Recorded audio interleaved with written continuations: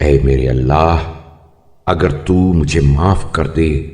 تو تیرا یہ سلوک اس کے ساتھ ہوگا جو سزاوار عقوبت ہونے سے انکاری نہیں ہے اور نہ مستحق سزا ہونے سے اپنے کو بری سمجھتا ہے۔ یہ تیرا برتاؤ اس کے ساتھ ہوگا اے میرے معبود جس کا خوف امید عفو سے بڑھا ہوا ہے اور جس کی نجات سے نا امیدی رہائی کی توقع سے قوی تر ہے۔ یہ اس لیے نہیں کہ اس کی نا امیدی رحمت سے مایوسی ہو، یا یہ کہ اس کی امید فریب خوردگی کا نتیجہ ہو، بلکہ اس لیے کہ اس کی برائیاں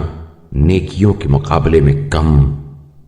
اور گناہوں کے تمام موارد میں عذر خواہی کے وجوہ کمزور ہیں۔ لیکن اے میرے معبود، تو اس کا سزاوار ہے کہ راست باز لوگ بھی تیری رحمت پر مغرور ہو کر فریب نہ کھائیں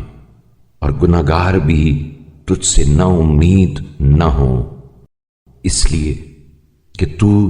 وہ رب عظیم ہے کہ کسی پر فضل و احسان سے دریغ نہیں کرتا اور کسی سے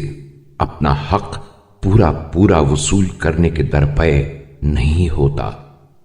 تیرا ذکر تمام نام آوروں کے ذکر سے بلند تر ہے اور تیرے اسماء اس سے کہ دوسرے حسب و نسب والے ان سے موسوم ہوں منزہ ہیں۔ تیری نعمتیں تمام کائنات میں پھیلی ہوئی ہیں، لہذا اس سلسلے میں تیرے ہی لیے حمد و ستائش ہے، اے تمام جہان کے پروردگار۔